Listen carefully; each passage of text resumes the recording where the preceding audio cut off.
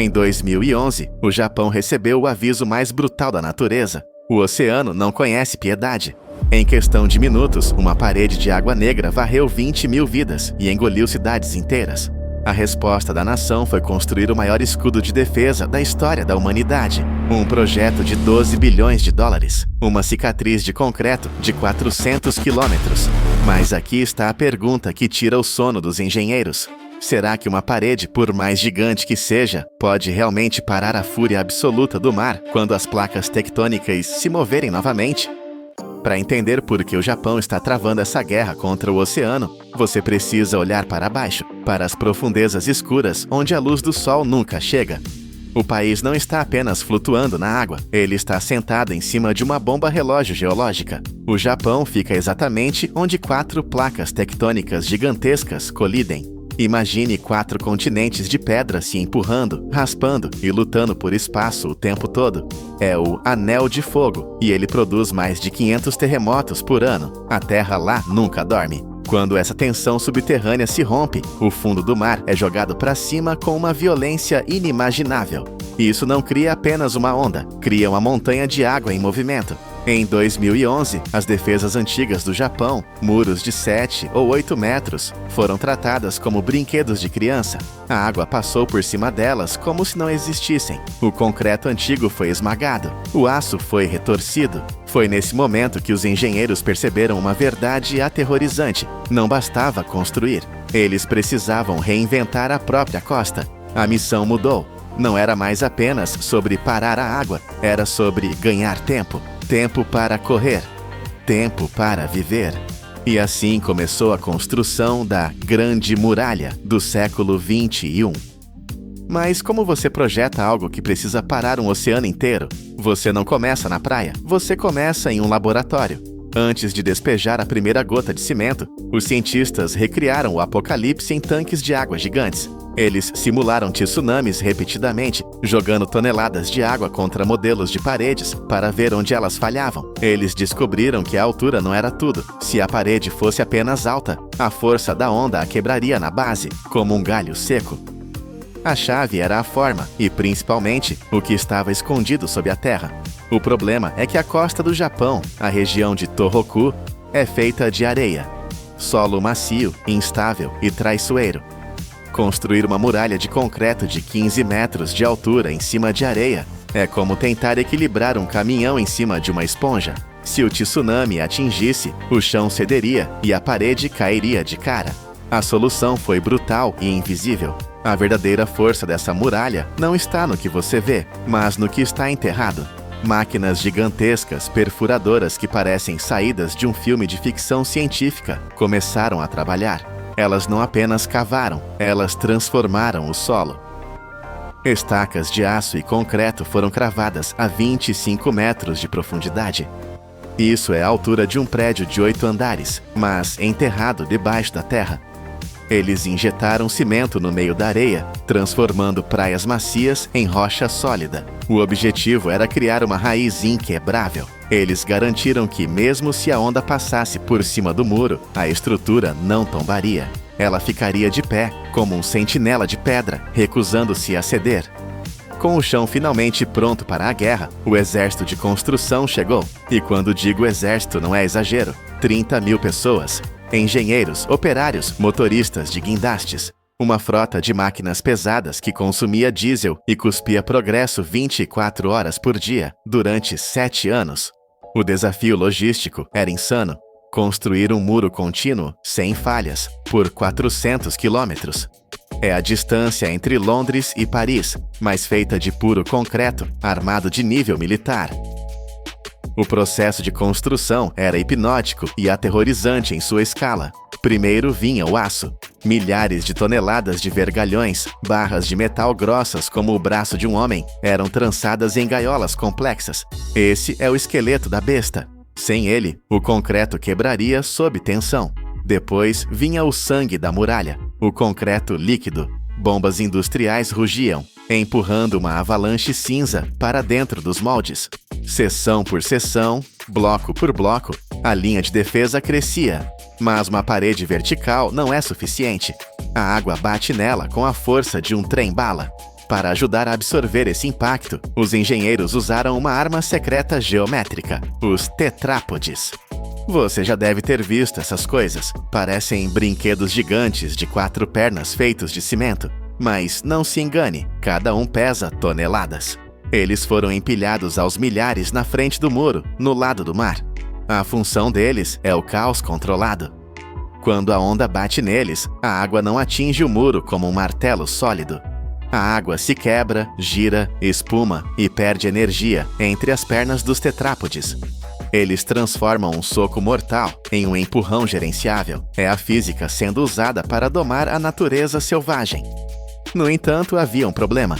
O Japão vive do mar. Navios de pesca, cargueiros gigantes, barcos de turismo, todos precisam entrar e sair. Se você fechar a costa inteira com um muro, você mata a economia. As cidades morreriam de fome econômica. Então, como você deixa os navios passarem, mas para o tsunami? A resposta da engenharia japonesa foi criar guilhotinas de aço. Em portos movimentados, eles instalaram portões que parecem saídos de um futuro cyberpunk. Existem 2 tipos principais, e ambos são assustadores em sua eficiência. O primeiro é o portão de queda vertical. Imagine uma placa de aço maciço, pesando centenas de toneladas, suspensa entre 2 torres de concreto. Ela fica lá em cima, esperando. Os navios passam por baixo dela todos os dias. Mas no segundo em que os sensores sísmicos detectam um terremoto no fundo do oceano, os motores hidráulicos liberam as travas. A placa desce. Bum, bum. O porto é selado. Uma parede de aço bloqueia a entrada. O segundo tipo é ainda mais impressionante. Portões que sobem do fundo do mar. Eles ficam deitados no leito marinho, invisíveis, permitindo que os navios naveguem sobre eles.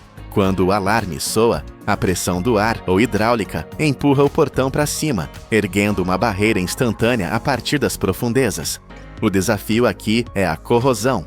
A água salgada come metal no café da manhã.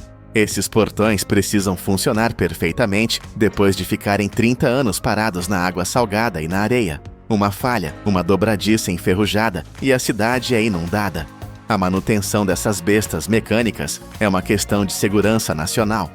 Mas o Japão não parou na superfície. Às vezes, a melhor maneira de lidar com a água não é bloqueá-la, mas passar por baixo dela. A construção de túneis subaquáticos é talvez o feito mais audacioso de todos. Esqueça as máquinas de perfuração que cavam através da rocha.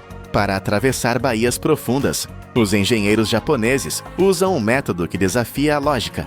Eles constroem o túnel em terra firme e depois o afundam. Chama-se método do tubo imerso. Primeiro, eles constroem segmentos gigantescos de túnel em docas secas. Vamos falar de números, porque é difícil visualizar o tamanho dessas coisas sem eles. Cada segmento de concreto tem mais de 200 metros de comprimento. O peso, 73 mil toneladas. Para você ter uma ideia, isso é mais pesado do que um porta-aviões de guerra totalmente carregado. E eles constroem dezenas desses. Quando o segmento está pronto, eles inundam a doca. O monstro de concreto flutua. Rebocadores potentes o arrastam para o mar aberto, lutando contra as correntes e o vento. É um balé industrial lento e perigoso. Quando chegam ao local exato, começa a mágica. Eles precisam afundar esse bloco de 70 mil toneladas e encaixá-lo em outro bloco que já está no fundo do mar, na escuridão total. A precisão necessária é de milímetros. Se errarem, o túnel vaza e a pressão da água no fundo esmagaria tudo. Eles usam tanques de lastro, enchendo-os de água, para fazer o túnel descer lentamente. O silêncio é tenso. Sonares e lasers guiam a descida. Quando as 2 peças se tocam lá embaixo, uma junta de borracha gigante sela o encontro. A pressão imensa do oceano empurra as peças uma contra a outra, tornando a vedação ainda mais apertada. É a própria força do mar sendo usada para manter o túnel seco. Depois, eles cobrem tudo com pedras e areia, enterrando o túnel para sempre sob o leito marinho. Motoristas passarão por lá a 100 km por hora, sem saber que toneladas de oceano estão apenas a alguns metros acima de suas cabeças. Depois que o concreto seca e as máquinas vão embora, a estrutura ganha vida, literalmente. Essas muralhas e túneis não são apenas pedras mortas. Eles têm um sistema nervoso. Centenas de sensores eletrônicos estão embutidos profundamente nas paredes. Eles sentem tudo. Eles monitoram a pressão da água, a vibração dos caminhões, a temperatura do ar e até mesmo o menor deslocamento do solo. Esses dados fluem em tempo real para salas de controle que parecem centros de comando da NASA. Se uma rachadura microscópica aparecer, os engenheiros sabem. Se o solo ceder 1 milímetro, o alarme toca. Porque quando as apostas são milhares de vidas, não há espaço para surpresas. A manutenção é uma batalha constante contra os elementos. Robôs subaquáticos inspecionam as fundações. E equipes limpam os drenos para garantir que nada falhe no dia do julgamento. E o veredito, valeu a pena? 12 bilhões de dólares. Uma década de suor e engenharia. O que o Japão comprou com todo esse dinheiro? A verdade crua é que essa muralha não vai parar 100% da água de um mega tsunami como o de 2011. A água ainda pode passar por cima. Mas as simulações mostram algo crucial. A muralha vai quebrar a força da onda. Ela vai reduzir o impacto em 30% a 50%, em vez de uma parede de água supersônica, destruindo tudo instantaneamente. A inundação será mais lenta. E essa é a chave. Não é sobre manter os sapatos secos, é sobre comprar tempo. 5 minutos, 10 minutos. Esse é o tempo que uma avó precisa para subir a colina. O tempo que uma escola precisa para evacuar as crianças. No final das contas, essa cicatriz de concreto cinza que corre por 400 quilômetros ao lado do Pacífico não é um sinal de arrogância. O Japão sabe que não pode derrotar a natureza. Placas tectônicas vão se mover, o mar vai subir. Mas essa grande muralha é uma declaração de teimosia humana. É uma mensagem gravada em pedra e aço que diz: nós fomos derrubados, mas nos levantamos. Nós construímos um escudo. Não é uma garantia de imortalidade, é uma aposta na sobrevivência. E quando as sirenes tocarem na próxima vez, e elas vão tocar, esse concreto frio será a única coisa entre a fúria do oceano e as pessoas que chamam essa costa de lar. Isso é o que acontece quando a engenharia encontra o instinto de sobrevivência. Para obter apenas 260 gramas de ouro, o peso de um smartphone comum, é preciso processar 19 mil toneladas de terra e rocha. Como um metal precioso é extraído de uma quantidade tão insignificante de minério e qual é o seu verdadeiro preço? Esta é a história de um brilho que nasce na escuridão, uma jornada da rocha antiga até a barra de ouro puro trancada em cofres impenetráveis. Uma viagem que começa nas profundezas da terra e termina no deslumbrante mundo da riqueza e do status. Existe um cartão dourado e brilhante que já esteve associado ao nome de Donald Trump. Corriam rumores de que valia até 5 milhões de dólares, e alguns diziam que apenas segurá-lo poderia garantir a cidadania americana. Seja um símbolo ou algo real, uma coisa é clara: o ouro nunca foi apenas um metal. É poder que se pode segurar, ambição que se pode vestir. O ouro aparece em toda parte no mundo do luxo, desde supercarros chamativos até bifes cobertos com flocos de ouro comestíveis, que podem custar milhares de dólares por porção. Mais de 4 mil toneladas de ouro são extraídas todos os anos ao redor do mundo. Mas por trás desse brilho, há uma jornada longa e intensa. Há mais de 6 mil anos, durante a Era Neolítica, o ouro já era usado para fazer joias, objetos sagrados e utensílios domésticos especiais para governantes e elites. O que diferencia o ouro não é apenas o seu brilho, mas a sua capacidade de durar no tempo. Ele não enferruja, não desbota e não se desgasta. Num mundo em constante mudança, o ouro é uma das poucas coisas que nunca precisa provar o seu valor novamente. É por isso que se tornou um símbolo duradouro de poder, riqueza e confiança. Ele não espera na superfície, revela-se apenas àqueles que são pacientes o suficiente para procurar por baixo dela. Em 1848, uma pequena descoberta na Califórnia mudou o curso da história americana. Um punhado de flocos de ouro brilhantes encontrados num riacho desencadeou a mais famosa corrida do ouro do século XIX. Dezenas de milhares de pessoas correram para o oeste, abandonando cidades e fazendas com uma única esperança: enriquecer com o ouro. Mas antes que o ouro se torne um símbolo de status, ele precisa ser encontrado. E essa busca nos leva a dois mundos completamente diferentes. Vamos para Uganda, uma terra frequentemente descrita como vivendo sobre o ouro. Mas aqui, o ouro não brilha em vitrines. Ele se esconde sob poeira vermelha, suor e infâncias interrompidas. Sob um sol escaldante, famílias inteiras, incluindo crianças jovens demais para soletrar seus próprios nomes, pegam pás enferrujadas e seguem seus pais para um solo seco e implacável, na esperança de desenterrar alguns preciosos flocos. Com apenas $1 por dia para sobreviver, a mineração de ouro não é um trabalho, é uma tábua de salvação. E, no entanto, o preço do ouro é pago não apenas em trabalho, mas na saúde de crianças que crescem respirando poeira em vez de sonhos. Suas salas de aula são as margens dos rios, seus brinquedos são ferramentas. Para elas, o ouro não é um símbolo de riqueza, é a única chance que tem de sobreviver mais um dia.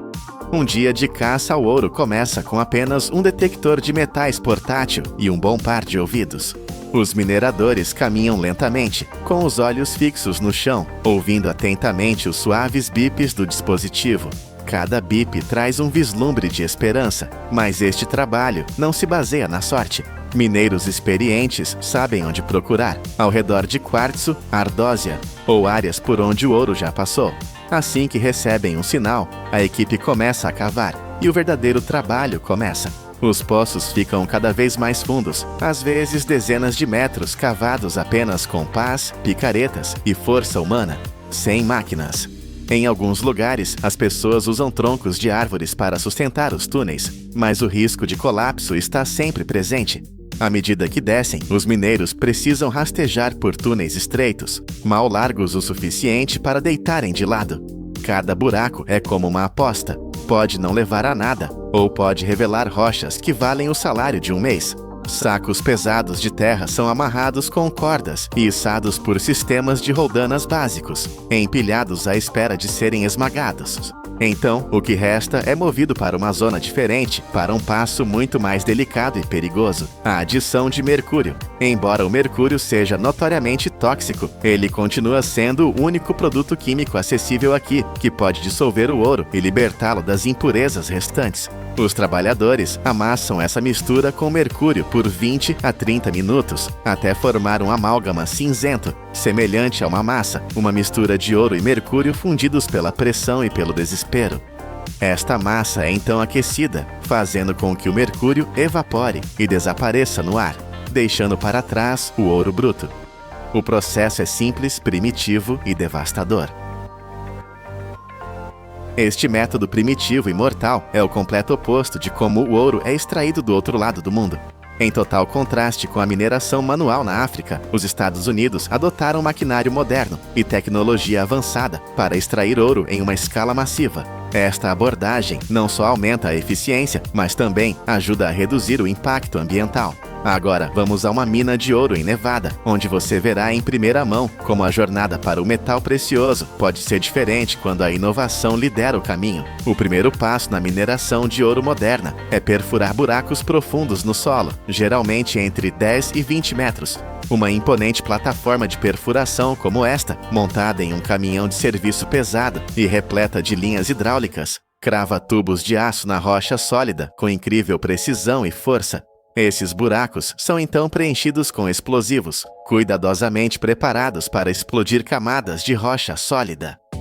Técnicos colocam detonadores em cada buraco, e um único local pode ter de 50 a 100 deles, cada um conectado e cronometrado com precisão. Quando chega a hora, os explosivos são acionados todos de uma vez. Explosões poderosas abalam a área, enviando densas nuvens de fumaça para o ar. A força é tão intensa que rasga seções inteiras da montanha, quebrando rochas maciças em milhares de fragmentos menores, tornando muito mais fácil coletar e separar o ouro. No estágio seguinte, uma vez que as enormes formações rochosas são estilhaçadas em milhares de fragmentos menores, escavadeiras de serviço pesado entram em ação. Com cada colherada, elas recolhem pedaços de minério contendo ouro e os carregam em um longo sistema de correias transportadoras que corre ao longo da borda do local de mineração. Este sistema é projetado para operar continuamente, transportando o minério de forma suave e eficiente da área de detonação para o armazenamento temporário. Na planta de processamento, o minério viaja por correias transportadoras totalmente automatizadas, permitindo um movimento rápido e contínuo através da instalação. Embora cada tonelada de rocha contenha apenas 0,05% de ouro, apenas 1 grama escondido entre milhares, este pequeno vestígio está longe de ser inalcançável. Com a ajuda de tecnologia de refino de ponta, a planta consegue isolar e extrair essa partícula de ouro com notável precisão e eficiência. O minério de ouro é alimentado em um moinho de bolas massivo. A máquina gigante, repleta de dezenas de milhares de esferas de aço, cada uma pesando de alguns quilos a mais de 27 quilos, somando centenas de toneladas de aço sólido. À medida que o moinho gira, as esferas caem e colidem com o minério, esmagando-o com uma força tremenda. Pouco a pouco, as rochas são pulverizadas até se transformarem em um pó fino. Este processo de moagem funciona continuamente por 20 a 30 minutos, quebrando o minério até que ele seja quase um pó. Nesse ponto, a extração do ouro se torna muito mais fácil e eficiente. Em seguida, a água é adicionada ao minério triturado, transformando-o em uma pasta espessa, semelhante a um lodo. Essa consistência facilita a separação do ouro dos materiais indesejados. Quando a pasta de minério é despejada em grandes tanques ao ar livre, o processo de extração de ouro começa com um passo simples, mas eficaz: a separação física. Em seguida, agentes químicos como o cianeto são adicionados para dissolver qualquer ouro remanescente, ajudando a separá-lo das substâncias indesejadas, ainda misturadas com o minério. A solução líquida é então bombeada para uma célula eletrolítica, onde um fluxo constante de corrente contínua passa através da solução portadora de ouro. Dentro do tanque, os íons de ouro se movem em direção ao eletrodo negativo e gradualmente se depositam como uma camada sólida de metal puro, aderindo firmemente à superfície. Todo o processo ocorre sob condições cuidadosamente controladas para garantir que o ouro formado seja quase 100% puro. Após o processo de eletrólise e uma vez que o ouro puro foi separado, ele passa por uma etapa de fusão a alta temperatura, atingindo cerca de 1120 graus Celsius. O objetivo deste passo é eliminar completamente quaisquer impurezas restantes, enquanto transforma o ouro em estado líquido, facilitando o vazamento em moldes. A fusão também ajuda a tornar o ouro mais macio e uniforme, criando as condições ideais para moldá-lo em barras. Este processo não só dá ao ouro sua forma de barra padrão, mas também preserva sua pureza uma vez que esfria. As barras de ouro tomam forma, lentamente, após serem despejadas em moldes e deixadas para esfriar gradualmente ao ar livre. Uma vez sólido, o metal se torna duro e brilhante, com a aparência limpa e retangular, que define uma barra de ouro comercial padrão. Em seguida, o ouro é colocado em uma balança para determinar seu peso exato. Em média, cada barra de ouro pesa entre 1 e 2 quilos. Cada barra contém cerca de 99,99% de ouro puro, com menos de 0,01% de impurezas metálicas residuais. Depois de pesado e inspecionado, ele passa por um processo de limpeza, usando uma solução de ácido suave. Este passo ajuda a remover impurezas como metais pesados e compostos remanescentes do processo de fusão. O ácido suave dissolve essas impurezas sem afetar o ouro puro. As barras de ouro puro são transportadas para os principais bancos do Zero City, incluindo o Federal Reserve, onde são armazenadas em cofres de alta segurança, sob a vigilância de pessoal de segurança profissional. O ouro é cuidadosamente preservado para garantir a máxima segurança e confidencialidade absoluta. E assim, tendo percorrido o caminho da explosão à fusão, a barra de ouro puro está pronta. Mas sua história não termina aqui. Sabia que o ouro é tão maleável que com ele se podem fazer fios mais finos que a seda? E que durante a corrida do ouro do século XIX, as pessoas abandonaram cidades e fazendas inteiras na esperança de enriquecer? ou que a maior parte do ouro de fácil acesso no planeta já foi extraída, forçando os mineradores a ir mais fundo do que nunca? Começamos dizendo que para 260 gramas de ouro são necessárias 19 mil toneladas de rocha. Agora, esses 260 gramas, depois de passarem pelo fogo e pela química, chegam às mãos dos joalheiros e se transformam nisto. Desde barras refinadas de ouro puro, o metal é cuidadosamente transportado para instalações especializadas de fabricação de joias. Primeiro, o ouro é reaquecido em fornos de alta temperatura para torná-lo mais macio e maleável. Uma vez que atinge a flexibilidade desejada, o ouro passa por potentes laminadores, onde uma pressão intensa o achata e estica em longas e finas tiras ou fios delicados. Os finos fios de ouro são então enviados para uma máquina especializada na fabricação de correntes, onde são enrolados e formados em pequenos e precisos elos. Cada elo é cuidadosamente montado para criar uma corrente de ouro contínua. Cada grama brilhante guarda uma história do poder da tecnologia e do preço do trabalho humano, dois lados de um mesmo metal precioso. Aquela caixa de cartão que chegou hoje à sua porta, que você abriu e descartou sem pensar, não é o fim da história. É o começo de uma jornada industrial épica. Todos os anos, mais de 110 milhões de toneladas de papel e cartão são descartadas só nos Estados Unidos.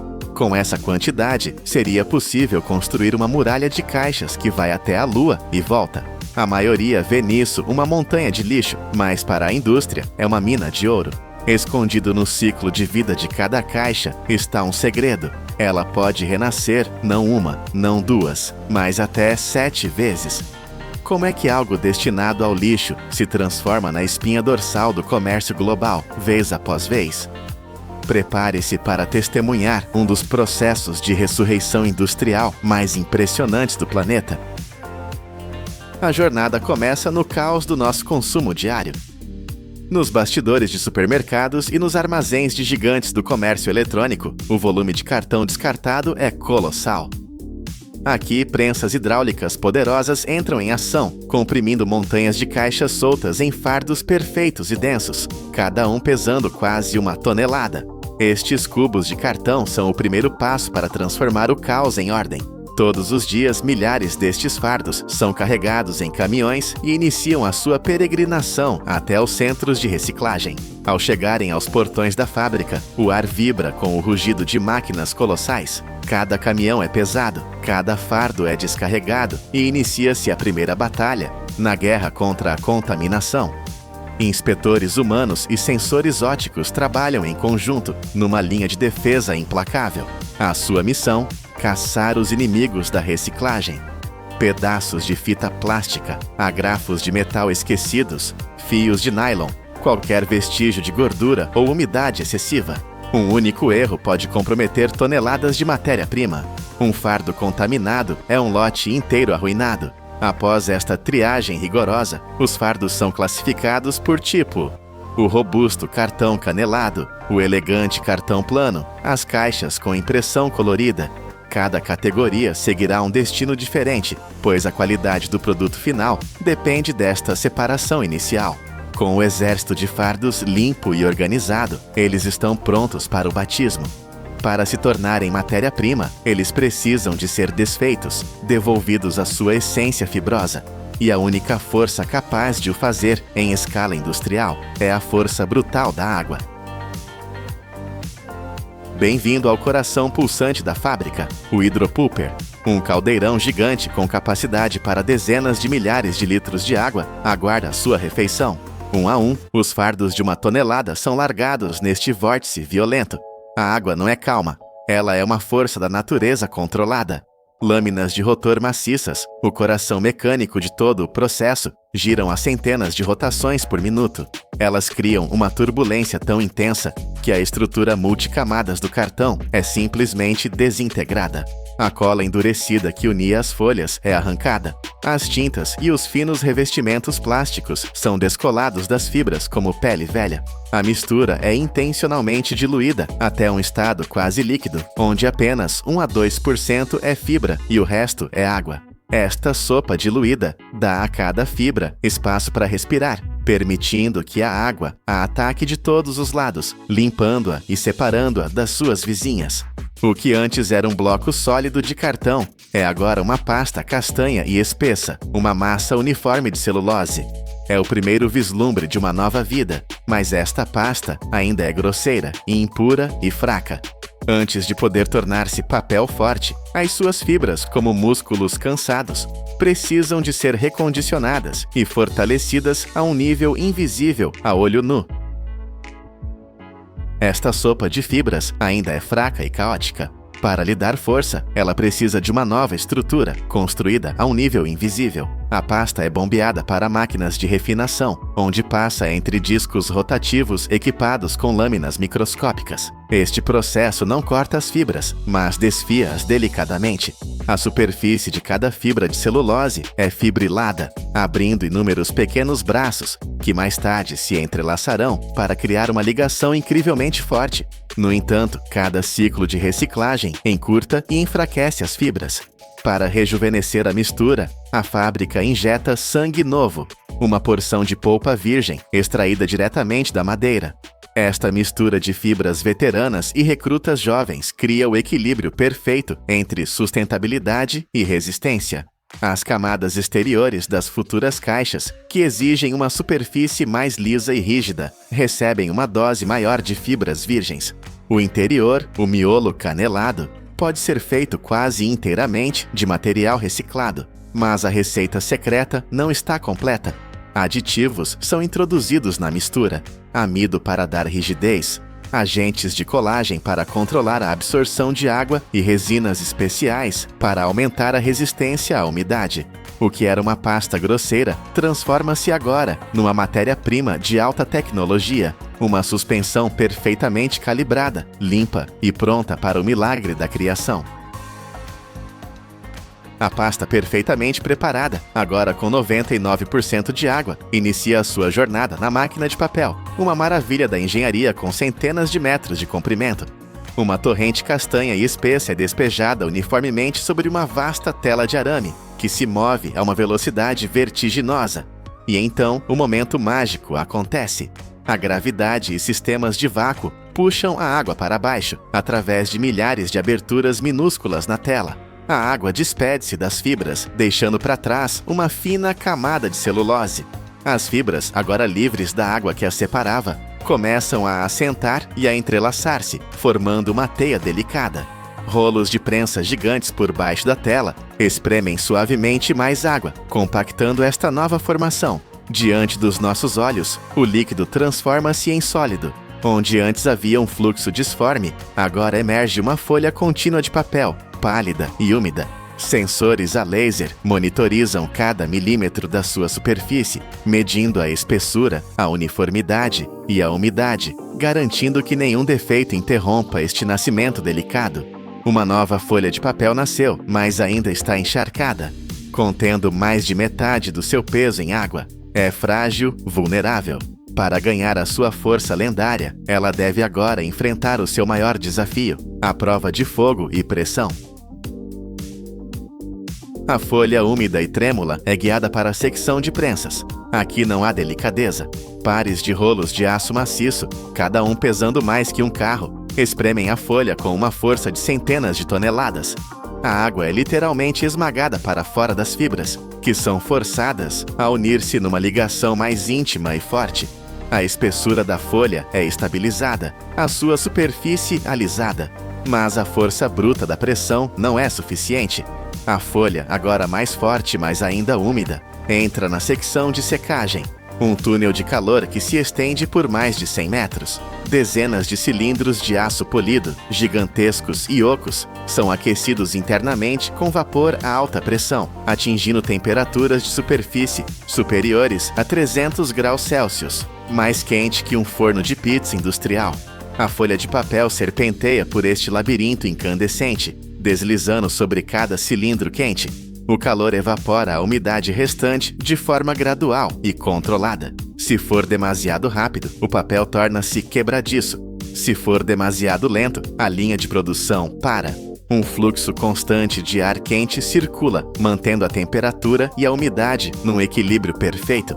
Ao emergir do outro lado, o teor de umidade da folha caiu de mais de 50% para uns meros 5%. Agora ela está seca, forte e estável. A folha acabada, uma teia contínua com vários metros de largura, é finalmente enrolada em bobinas gigantes, cada uma com mais de 3 metros de diâmetro e pesando várias toneladas.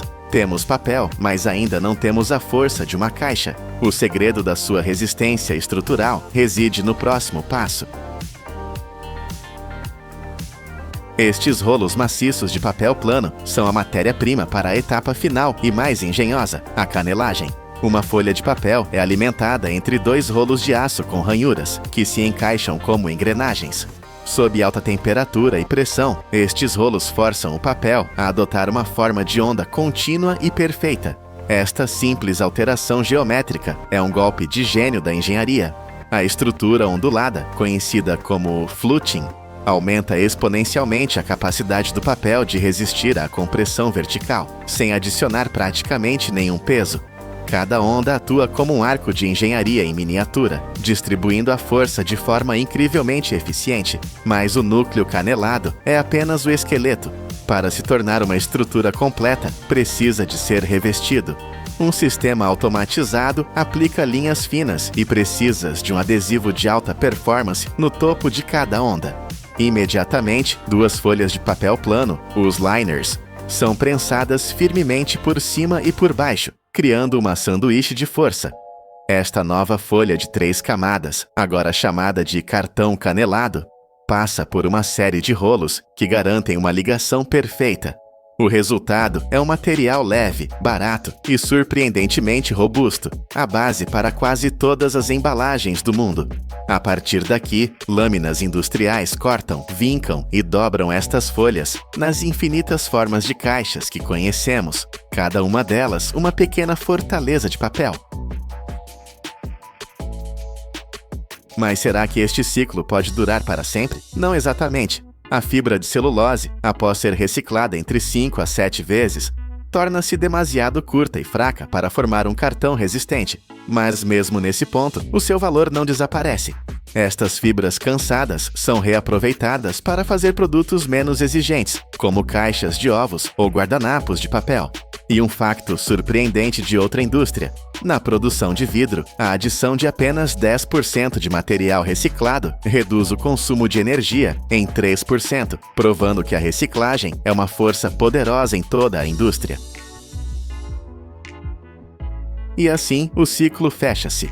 O que começou como uma caixa amassada num canto de um armazém, renasce como milhares de novas embalagens, perfeitamente formadas e prontas para proteger os produtos que movem a nossa economia.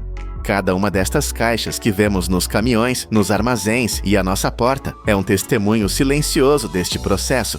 Cada tonelada reciclada representa 17 árvores que continuam de pé, quase 26.500 litros de água poupados e 1 tonelada de dióxido de carbono que nunca chegou à atmosfera. Da próxima vez que tiver uma caixa de cartão nas mãos, lembre-se da sua incrível jornada. Você não está a descartar lixo, você está a dar o primeiro passo na sua próxima vida. O mármore, vemo-lo em todo o lado, em palácios, em museus, em cozinhas de luxo. É um símbolo de riqueza, de arte, de algo que dura para sempre. Mas alguma vez se perguntou como é que se consegue isto? Uma laje perfeitamente lisa, brilhante como um espelho? A resposta não é bonita, não começa com um artista, começa com uma batalha. Para extrair um único bloco desta pedra, os engenheiros têm primeiro de declarar guerra a uma montanha. Têm de remover 70 pés de terra completamente inútil, 21 metros. É a altura de um edifício de 7 andares. 7 andares de argila, pedra e lixo que têm de ser pulverizados com explosivos, apenas para conseguir chegar à pedra que interessa. E este é só o primeiro passo. O verdadeiro desafio, o verdadeiro milagre da engenharia é como pegar num colosso de 40 toneladas, arrancado desta montanha, e transformá-lo numa laje tão perfeita que um defeito que nem sequer se vê a olho nu a torna completamente inútil. Esta não é apenas a história de uma pedra bonita, é a história de uma engenharia brutal, de uma paciência inacreditável e de um risco que pode custar tudo. O primeiro obstáculo chama-se sobrecarga. É a pele exterior da montanha, uma camada espessa de quase 70 pés de argila, lodo e entulho. Esta camada não tem qualquer valor comercial, mas protege o mármore como uma fortaleza. Para atravessar, a única opção é a força bruta. Equipas de perfuração criam uma grelha de buracos profundos, que são depois carregados com cargas de explosivos cuidadosamente medidas. Isto não é uma demolição caótica, é uma cirurgia com dinamite. Ouve-se a sirene de aviso, um momento de silêncio, e depois a montanha explode, o chão treme, uma nuvem de pó branco sobe e tapa o céu. Milhares de toneladas de terra e pedra são arrancadas, caindo pelas paredes da pedreira. Quando o pó assenta, a veia de mármore está finalmente exposta, mas aqui a estratégia muda. Os explosivos que limparam o caminho não podem tocar no mármore. Um impacto demasiado forte e o prêmio ficaria estilhaçado. Agora, a força bruta dá lugar à precisão absoluta. A nova ferramenta é um fio. Pode parecer simples, mas é um cabo de aço com vários pés de espessura, incrustado com a coisa mais dura do planeta, diamantes industriais. Este fio é passado através de buracos perfurados com exatidão, formando um laço. A máquina liga-se. Ouve-se um zumbido agudo e constante. O fio de diamante começa a serrar a pedra. Ao mesmo tempo, a água é bombeada para dentro do corte. A água tem duas missões. Arrefece o fio para que não derreta e lava a pasta de mármore, o pó fino que se forma. O corte é agonizantemente lento, centímetro a centímetro. À medida que a ranhura se torna mais profunda, os trabalhadores inserem macacos hidráulicos. Com uma força silenciosa de centenas de toneladas, começam a empurrar. Ouve-se um gemido profundo, o som da pedra a render-se. Finalmente, o bloco de 40 toneladas, tão alto como um edifício de 3 andares, separa-se da montanha. Um bloco de 40 toneladas está livre, mas agora é um problema de 40 toneladas. É o peso de 30 carros médios, ou 6 elefantes adultos. Não se pode simplesmente arrastá-lo.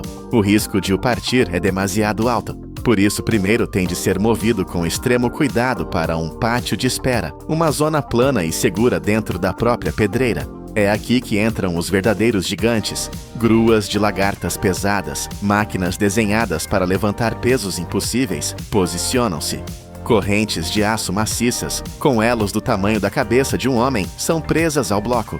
Ouve-se o motor da grua a esforçar-se, um rugido profundo. A tensão nas correntes é total. O operador da grua tem de ser um mestre. Com uma precisão milimétrica, o colosso de pedra é erguido do chão. O bloco é então cuidadosamente baixado sobre um veículo que mal parece um caminhão. É um reboque de plataforma baixa com múltiplos eixos. Por que tantos eixos e tantas rodas? Para distribuir o peso, 40 toneladas concentradas em poucas rodas destruiriam qualquer estrada. Mas distribuídas por dezenas de rodas, o peso torna-se controlável. O bloco é preso com mais cintas.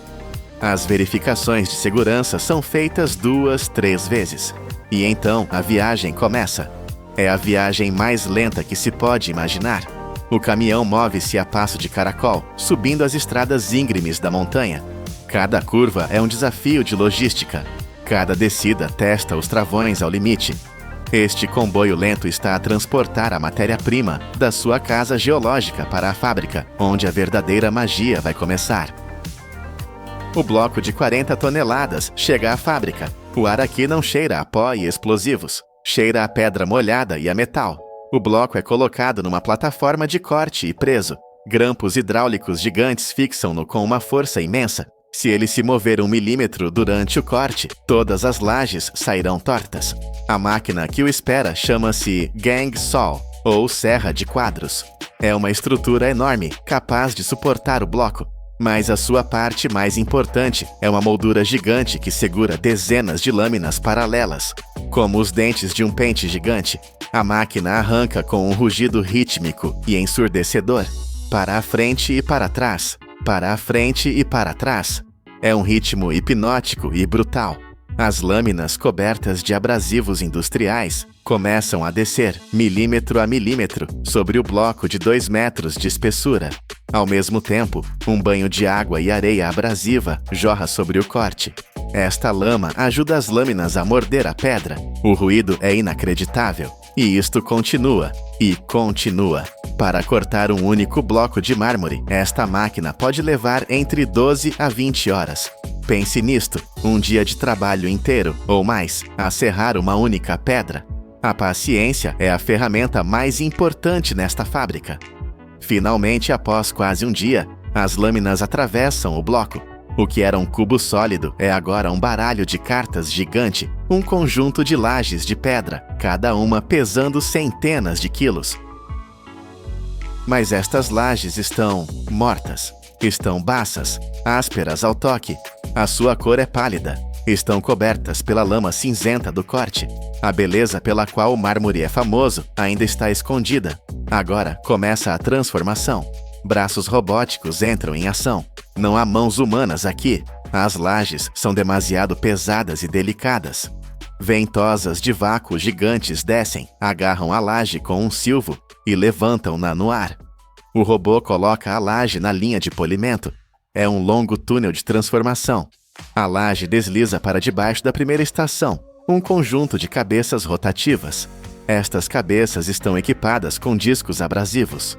O processo começa com grãos grosseiros, como uma lixa muito forte. O som é horrível, o som de pedra a ser violentamente raspada. A laje avança. A segunda estação tem discos com grãos mais finos. O som muda, torna-se mais agudo. A terceira estação, grãos ainda mais finos. A laje passa por, no mínimo, 7 ou 8 etapas de lixagem. Cada etapa remove os arranhões da etapa anterior, tornando a superfície cada vez mais lisa. E durante todo este tempo, água. Toneladas de água arrefecem os discos e lavam a pasta de mármore. Finalmente, a última estação. Não usa grãos. Usa um composto de polimento especial. As cabeças giram a alta velocidade e, de repente, acontece a magia. O espelho aparece.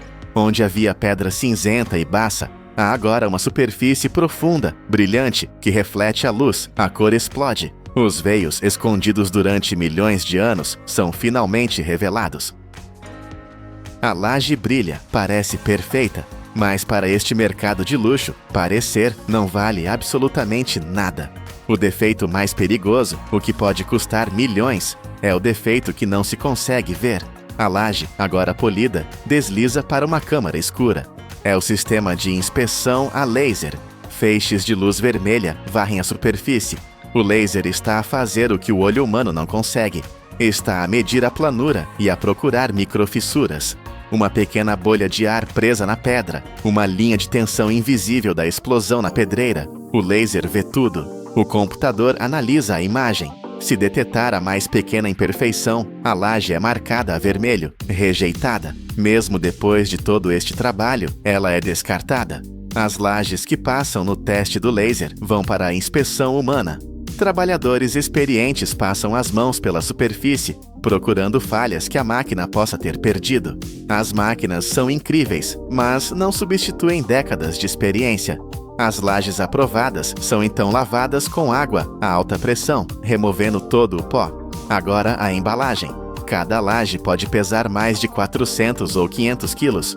São levantadas por gruas robóticas e empilhadas em paletes de aço, mas não podem tocar umas nas outras. O contacto pedra com pedra seria fatal. Por isso, os trabalhadores inserem folhas de espuma ou borracha entre cada laje. O conjunto é apertado com cintas de aço e enviado para os projetos mais luxuosos do mundo. Mas nem todo o mármore se torna num chão de hotel. Os melhores blocos, os mais puros, com menos veios, têm um destino diferente. São enviados para a oficina de um escultor. E aqui, as regras mudam. Não há robôs, não há lasers, não há linha de montagem. O escultor começa com desenhos ou mesmo scanners 3D para planear cada corte. O trabalho inicial é barulhento. Serras de diamante e martelos pneumáticos arrancam grandes pedaços de pedra, criando a forma básica, mas depois o ruído para. Começa o verdadeiro trabalho. O escultor pega em martelos pequenos e cinzéis de aço, e aqui as apostas são totais. Na fábrica, uma laje partida é um custo de produção. Na oficina, um golpe errado, 1 milímetro a mais de força, e a peça está arruinada. Meses ou até anos de trabalho, destruídos num único segundo. Não há botão para anular. O artista trabalha lentamente, usando cinzéis pontiagudos para linhas, cinzéis planos para superfícies. Quando a forma está completa, começa a lixagem, mas é tudo feito à mão. Lixa de papel, da mais grossa à mais fina. Finalmente, pós de polimento são esfregados na pedra, até esta ficar suave como seda. O que era um bloco de pedra sem vida, agora parece ter alma. 3 factos rápidos sobre esta pedra incrível. Primeiro, o mármore não nasce assim. É uma rocha metamórfica. Começa como calcário vulgar, mas quando é esmagado no fundo da terra sob calor e pressão intensos, os seus cristais mudam e transforma-se em mármore. Segundo, os famosos veios que dão ao mármore o seu preço são apenas impurezas, vestígios de argila, areia ou óxido de ferro que estavam no calcário original há milhões de anos. Basicamente, é a sujidade antiga que o torna tão bonito. Terceiro, foi o mármore de Carrara que Miguel Ângelo escolheu para esculpir a sua obra-prima, o David. Ele sabia que esta pedra era mais do que um material, era a base da arte intemporal. Dos 70 pés de terra que tiveram de ser rebentados com explosivos, ao bloco de 40 toneladas que fez uma viagem lenta pela montanha, da serra que demorou 20 horas a cortar, a linha de polimento de 8 etapas, do laser que procurou a falha invisível ao golpe arriscado do cinzel do escultor. A jornada desta pedra está completa. O que começou como um pedaço anônimo da montanha, enterrado e esquecido, foi arrancado, cortado, polido e transformado. A engenharia brutal deu lugar à precisão absoluta, e a pedra que estava morta tornou-se eterna. A indústria de reciclagem de baterias de íon-lítio está explodindo. Já é um mercado de 35 bilhões de dólares, um gigante global que muitos chamam de a segunda mina do mundo. Mas por que mina? Porque dentro de cada bateria descartada existe um tesouro de metais valiosos. No entanto, este tesouro está envolto em perigo. Até o ano de 2025, espera-se que apenas a China descarte mais de 1.040.000 toneladas de baterias de veículos elétricos. Isto não é lixo comum, é uma montanha crescente de resíduos perigosos. Dezenas de milhares de pequenas empresas tentam lidar com isso, mas muitas operam sem segurança, desmontando baterias manualmente, arriscando vazamentos tóxicos que podem envenenar o solo e a água. Cada bateria é uma pequena bomba química, esperando para falhar. Então, como a engenharia moderna ousa mergulhar nesta montanha de perigo? Como ela transforma milhões de pequenas bombas relógio em matéria-prima segura e valiosa para a próxima geração de energia? A resposta não começa com força bruta, mas com uma inteligência fria e calculista. Tudo começa com a coleta, um processo de controle rigoroso. Quando as baterias do controle remoto da sua TV ou do seu celular se esgotam, elas são levadas a pontos de coleta públicos. Lá, elas não são jogadas em caixas de papelão. Elas são colocadas em contêineres metálicos especializados. Pense neles como pequenas fortalezas. Eles são equipados com isolamento térmico, tampas à prova de explosão e sensores de segurança.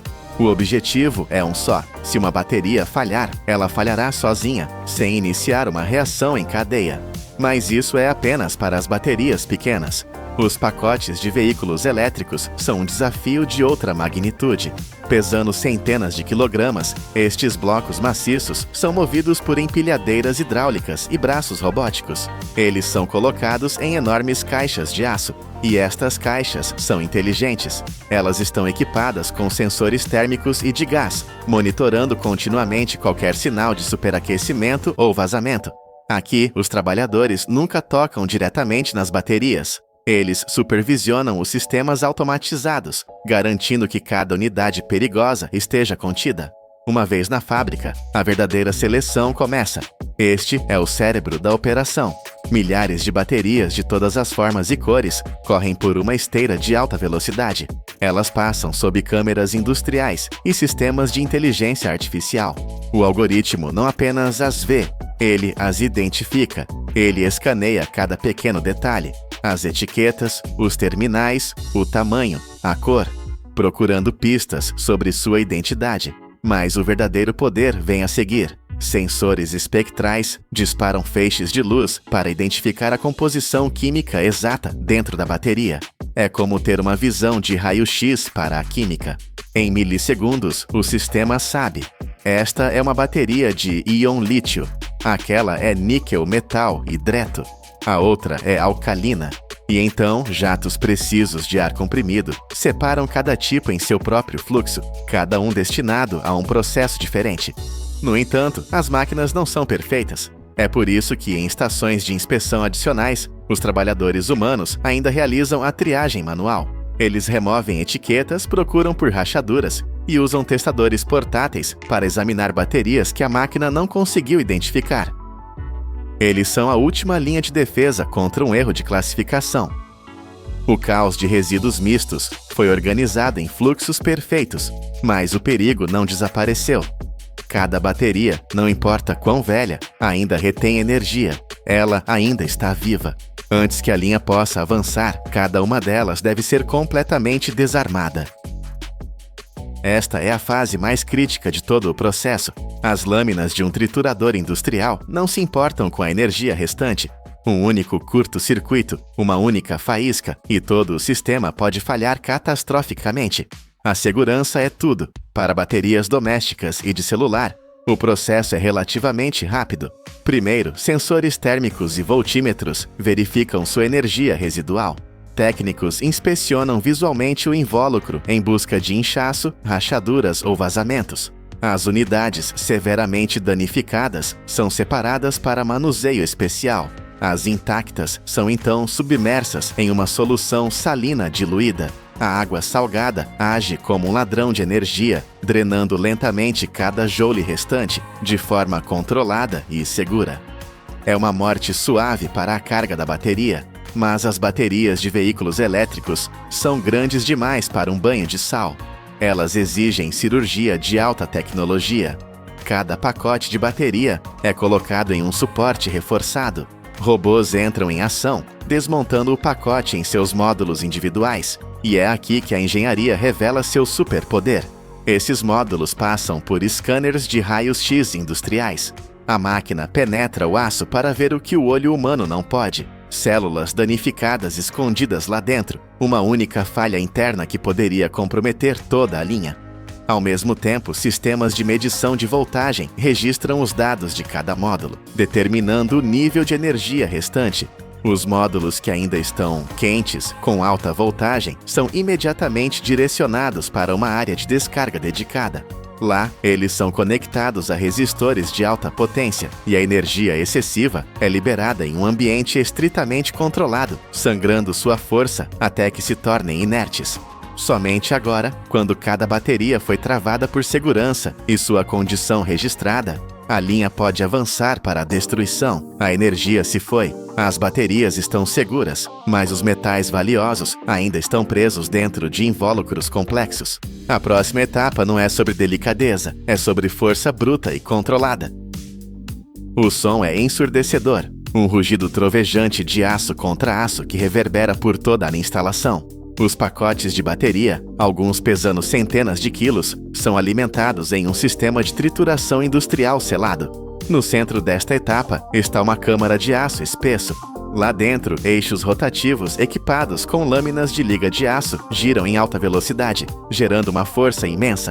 Em um instante, as baterias são agarradas, rasgadas e pulverizadas, reduzidas a uma mistura de fragmentos. Mas o verdadeiro segredo, a garantia de segurança contra o fogo, é o ar que respiramos, ou, neste caso, a sua ausência. Todo o processo de trituração acontece em uma atmosfera de gás inerte. O oxigênio é bombeado para fora e substituído por nitrogênio. Sem oxigênio, não pode haver fogo. É uma bolha de segurança química que impede que a menor faísca se torne uma explosão. O que sai do outro lado não é lixo, é um fluxo de recursos liberados. Uma mistura de metais, plásticos e um fino pó preto. Este pó preto é o tesouro, é a mina pela qual todos estão aqui. É incrivelmente rico em lítio, cobalto e níquel. A separação deste caos de fragmentos começa imediatamente. A corrente de material passa por uma cadeia de separação contínua. Primeiro, eletroimãs poderosos puxam todo o ferro e aço para fora da mistura. Em seguida, separadores de correntes parasitas criam um campo magnético que literalmente empurra o alumínio e o cobre para seus próprios canais. Telas vibratórias gigantes separam os fragmentos por tamanho, recuperando o valioso pó fino. Frações leves como plásticos e papel isolante são removidas por flotação, flutuando na água, enquanto os metais mais pesados afundam. O aço está separado, o alumínio e o cobre estão separados, mas o verdadeiro prêmio, o pó preto, ainda é uma mistura química complexa. Para separar seus componentes, precisamos deixar o mundo da mecânica e entrar no mundo da química molecular. Existem dois caminhos para purificar o pó preto: água e fogo. O primeiro caminho é a hidrometalurgia. É a química em sua forma mais paciente e precisa. A massa negra é dissolvida em enormes tanques de solução ácida. Dentro desses tanques, bombas de circulação, sensores de pH e temperatura controlam o ambiente com precisão de laboratório. O objetivo é a precipitação seletiva. Imagine adicionar um ingrediente à água salgada, que faz com que apenas o sal caia para o fundo, e depois outro ingrediente que faz com que apenas o magnésio caia. É exatamente isso que acontece aqui, mas para metais muito mais valiosos. Através de estágios seletivos, o lítio, o cobalto e o níquel saem da solução, um por um, na forma de sais metálicos puros. O segundo caminho é a pirometalurgia. Este é o método da força bruta, um processo de fundição de alta temperatura que atinge milhares de graus Celsius. Em fornos a arco elétrico, a mistura é derretida até se tornar um líquido incandescente. O calor intenso força a separação por densidade. A mistura derrete e se divide em camadas. Uma camada de escória, ou impurezas, flutua no topo, enquanto a camada de metal fundido valioso, níquel, cobre e cobalto, afunda. Seja através da solução ácida ou do calor extremo do forno, o resultado é o mesmo. O material caótico é transformado em fluxos de metais puros. O resíduo perigoso tornou-se um recurso valioso e controlado. O ciclo está quase completo. Agora, esta matéria-prima pura deve renascer. O renascimento de uma bateria não termina com a recuperação dos metais. É aqui que começa a produção de novas baterias. Primeiro, o corpo. Bobinas de aço, muitas vezes feitas do próprio aço recuperado, são alimentadas em linhas de estampagem contínuas. Prensas de alta velocidade cortam, dobram e moldam o metal em invólucros cilíndricos compactos. Este não é apenas um recipiente, é a estrutura mecânica da célula, a primeira barreira contra vazamentos químicos. Câmeras industriais monitoram continuamente, rejeitando qualquer invólucro com arranhões ou deformações microscópicas. Paralelamente, a alma da bateria é criada, as camadas de cátodo e ânodo, e aqui o ciclo se fecha. Parte do dióxido de manganês, níquel ou zinco usados aqui pode vir diretamente das fontes recicladas que acabamos de ver. A montagem é uma dança mecânica de alta precisão. A linha automatizada ganha vida. Primeiro, a mistura do cátodo é dosada em cada invólucro de aço. Um eixo de prensagem desce, compactando o pó firmemente contra as paredes para garantir uma densidade de energia perfeita. Em seguida, a mistura do ânodo é injetada no núcleo. Braços robóticos colocam o coletor de corrente central. O passo final é a vedação. Uma tampa de aço é colocada na abertura e uma prensa de crimpagem desce com força imensa, travando-a firmemente. A célula está unificada e selada. Cada bateria passa então por medição de voltagem e testes rigorosos de vazamento antes de ser rotulada. Milhões de células são produzidas diariamente, com velocidade e consistência notáveis, transformando um processo complexo em um fluxo mecânico incessante. Mas esta engenharia compacta guarda ainda mais segredos. Você sabia que, em algumas baterias alcalinas, o invólucro de aço que você segura não é apenas um recipiente? Ele funciona como o próprio cátodo, uma parte ativa da reação química. E para desmontar os pacotes de baterias de veículos elétricos, os robôs não usam apenas garras. Eles usam brocas e garras de precisão para perfurar as camadas de aço e alumínio. E durante a trituração, até mesmo as frações mais leves, como plásticos e papel isolante, são salvas. Elas são removidas usando flotação, flutuando em líquido, enquanto os metais mais pesados afundam. De baterias esgotadas a linhas de reciclagem trovejantes e renascidas na forma de novas células. Esta jornada prova que a tecnologia moderna não é apenas sobre produção, é sobre criar um ciclo sustentável. O que antes era um resíduo perigoso é transformado em um recurso controlável. É a combinação da experiência humana, da força das máquinas e de processos químicos sofisticados que formam um ciclo de energia fechado. Um ciclo onde o valor é continuamente renovado, transformando o impossível em realidade. Olhe para o chão da sua casa. Ele parece madeira, parece sólido, mas há uma grande chance de ser uma ilusão. Uma ilusão de engenharia de alta tecnologia. Todos os anos, o mundo produz mais de 1,3 bilhão de pés quadrados de piso laminado. São 120 milhões de metros quadrados. É o suficiente para cobrir totalmente a cidade de Paris, com ruas e tudo. Mas o fato mais chocante não é a escala, é a origem. Este produto que definimos como piso de madeira não é feito de árvores nobres, pelo menos não da forma que você imagina. Mais de 80% da sua composição vem de resíduos, serragem, lascas, móveis velhos e paletes descartados. Então, como a indústria transforma lixo em algo tão elegante, tão forte e tão preciso, que confiamos nele para ser a base das nossas vidas? Qual é o segredo para transformar poeira em uma placa sólida como rocha? E o que acontece se essa ilusão falhar? Esta é a jornada da poeira até a perfeição, um processo onde cada etapa é uma batalha contra o caos. A jornada não começa em uma floresta serena, mas em um ambiente de caos industrial. Ouve-se o barulho de caminhões basculantes descarregando montanhas de resíduos de madeira, pedaços de pinho, aparas de eucalipto, sobras de serrarias e os restos de móveis antigos que já viveram uma vida inteira. Este é o tesouro da indústria de laminados, mas antes que essa matéria-prima possa ser renascida, ela precisa ser purificada. O desafio é imenso. Escondidos nesta mistura estão os inimigos do processo: pregos, parafusos, grampos de metal, resíduos de tinta e cola. Um único prego que passe despercebido pode destruir uma lâmina de moinho de milhões de dólares. Por isso, a primeira etapa é uma caça ao tesouro magnética. O material passa por esteiras sob poderosos eletroimãs que arrancam violentamente qualquer vestígio de metal. Depois, sensores ópticos procuram por resíduos de tinta e plástico, que são soprados para fora da linha por jatos de ar comprimido. O que resta é madeira, mas ela ainda está úmida e irregular. O próximo inimigo é a água. A madeira limpa entra em enormes secadores rotativos. Aqui, ela é aquecida a uma temperatura controlada, entre 210 e 250 graus Fahrenheit. O objetivo não é queimar, mas evaporar a umidade até um nível ideal e exato. Se a madeira ficar muito seca, ela se tornará quebradiça. Se ficar muito úmida, criará bolsões de vapor na prensa, arruinando a placa. Após a secagem, as lascas são enviadas para o moinho refinador.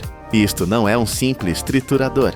É uma máquina de alta pressão que desfia a madeira, separando-a em suas fibras constituintes. O resultado é uma pluma macia, quase como algodão, de fibras de madeira puras e secas. O caos inicial foi transformado na matéria-prima perfeita. Temos as fibras, mas elas são leves e soltas. Como transformar este algodão de madeira em um núcleo denso e estrutural que possa suportar o peso de um piano ou décadas de passos? A resposta é a química e a força bruta.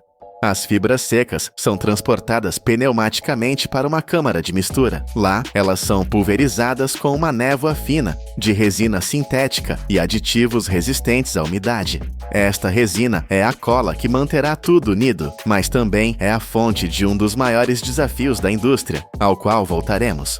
Cada fibra é uniformemente revestida. Esta mistura agora pegajosa é espalhada em uma linha de esteira contínua, formando um tapete perfeitamente nivelado. A espessura deste tapete é controlada por sensores a laser para garantir que não haja pontos fracos. Então, o tapete entra no coração da fábrica, a prensa contínua. Esta não é uma prensa comum. É um monstro de aço com vários metros de comprimento, um rio de metal aquecido.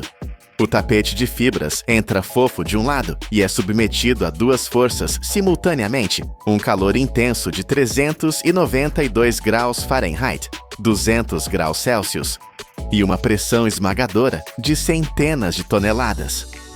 Dentro da prensa, a física assume o controle. O calor derrete a resina, transformando-a em um adesivo poderoso. A pressão comprime as fibras, expulsando todo o ar e forçando-as a se entrelaçarem em uma matriz incrivelmente densa.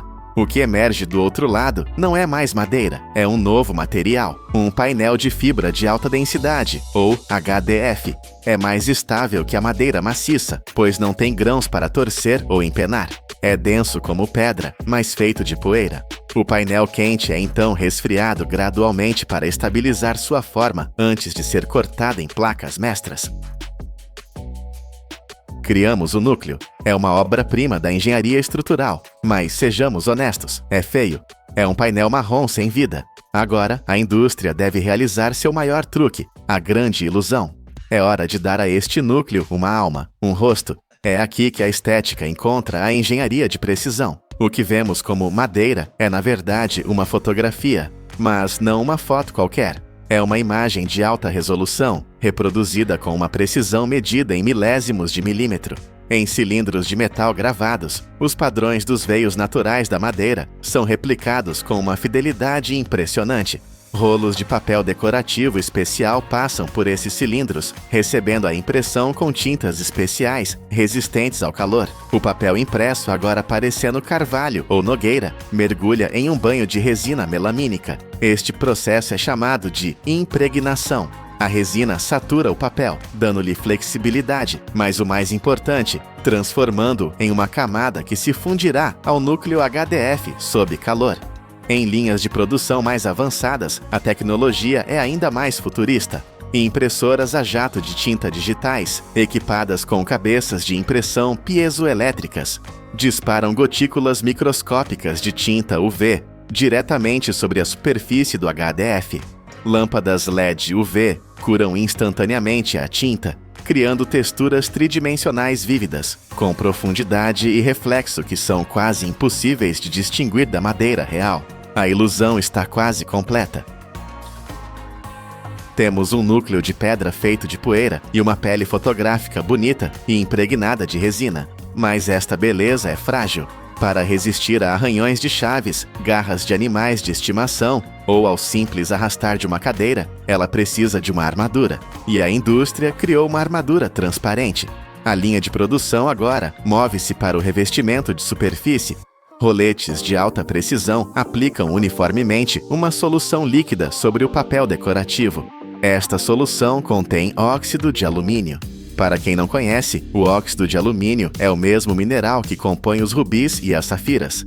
Estamos literalmente aplicando uma camada de safira líquida. Lâmpadas UV de alta intensidade curam este revestimento instantaneamente, endurecendo em um escudo protetor sem alterar a cor por baixo. Agora é hora de montar o sanduíche final. Sistemas robóticos entram em ação, empilhando as camadas com uma precisão que nenhum humano poderia igualar. A ordem é crítica. Na base, uma camada de papel craft, conhecida como camada de equilíbrio. Sua função é crucial. Ela aplica uma contrapressão para evitar que a placa se curve ou empene com o tempo. Em seguida, vem o núcleo HDF que criamos. Acima dele, a folha decorativa impregnada de melamina. E no topo, a camada de proteção de óxido de alumínio. Esta pilha de 4 camadas é perfeitamente alinhada por câmeras industriais. Um sistema de vácuo remove qualquer bolsa de ar antes que o sanduíche entre na prensa de laminação hidráulica. Aqui, as apostas são altas. Temperaturas de até 430 graus Fahrenheit. e uma pressão de até 570 libras por polegada quadrada são aplicadas. Este calor reativa a resina de melamina em todas as camadas, fundindo-as permanentemente em uma única placa sólida, sem usar cola. O resultado é uma placa blindada, estável e bonita. A transformação de poeira em uma placa blindada está completa, mas ainda temos uma folha gigante de vários metros. Como ela se torna as tábuas que podemos comprar na loja e instalar com um simples clique? A resposta é a precisão mecânica levada ao extremo. As grandes placas laminadas entram agora na fase de corte e perfilagem. Serras longitudinais e transversais, guiadas por sensores a laser, cortam as placas em tábuas de tamanho padrão. Mas a verdadeira genialidade, o coração da conveniência do laminado, está sendo esculpida nas bordas. As tábuas passam por roteadores CNC de eixo duplo. Dentro deles, fresas com ponta de diamante, e tem que ser diamante, pois o HDF é tão denso e abrasivo que desgastaria ferramentas de aço em minutos. Giram a dezenas de milhares de rotações por minuto. Elas não estão apenas cortando, estão esculpindo o intrincado perfil de encaixe click-lock. As apostas aqui são microscópicas. Um desvio menor que a largura de um cabelo humano, uma fração de milímetro, e o encaixe falhará. A tábua inteira será rejeitada. Todo o processo é guiado por sensores ópticos e sistemas de calibração automática que ajustam as fresas em tempo real. Em algumas fábricas, estações de teste robóticas pegam tábuas aleatórias da linha e as encaixam, verificando o ajuste com uma precisão que nossos sentidos não podem perceber. É aqui, no zunido agudo de uma fresa de diamante, que a engenharia de precisão define o conforto e a facilidade de instalação em nossas casas. A tábua está pronta. Ela é uma peça de engenharia quase perfeita, mas quase não é o suficiente. Antes que qualquer tábua receba o selo de aprovação, ela deve passar por uma série de testes brutais, uma verdadeira pista de obstáculos industrial. Primeiro, a inspeção visual, mas não com olhos humanos. Um conjunto de câmeras de alta resolução varre cada centímetro quadrado da superfície, procurando por imperfeições microscópicas. Pequenos arranhões, bolhas ou inconsistências sutis na cor impressa. Medidores a laser medem a espessura exata da tábua, garantindo que o desvio nunca exceda a tolerância permitida. Sensores de umidade verificam a estabilidade do núcleo HDF. Em seguida, amostras aleatórias são levadas para o teste de tortura. O teste de abrasão. Almofadas de lixa rotativas esfregam a superfície continuamente, milhares de vezes, simulando anos de uso pesado. O teste de água. Outras tábuas são submersas em água ou dobradas sob condições extremas de temperatura e umidade. O objetivo é ver se o núcleo incha ou se as bordas delaminam. Qualquer produto que falhe em qualquer um desses testes é imediatamente rejeitado e descartado. O que você compra na loja não é apenas uma tábua, é um sobrevivente. A tábua que sobreviveu é um triunfo. Mas, por anos, a indústria do laminado teve um esqueleto no armário que não podemos ignorar. Uma das preocupações mais sérias era a emissão de formaldeído. Este gás incolor era liberado lentamente pelas resinas de melamina usadas para unir o núcleo HDF. Em gerações mais antigas de laminado, as concentrações podiam exceder os limites seguros, levantando sérias preocupações sobre a qualidade do ar interno. A indústria foi forçada a evoluir.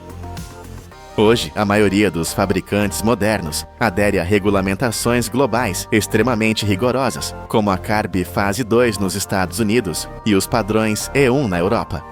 Eles substituíram os adesivos tradicionais por resinas de baixa emissão ou até mesmo por resinas de base biológica derivadas de fontes naturais.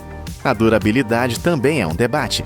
O laminado é incrivelmente forte, mas ao contrário da madeira maciça, não pode ser lixado ou restaurado quando se desgasta. E sua composição multicamada, esse sanduíche perfeito, torna a reciclagem completa um enorme desafio, mas a engenharia não para.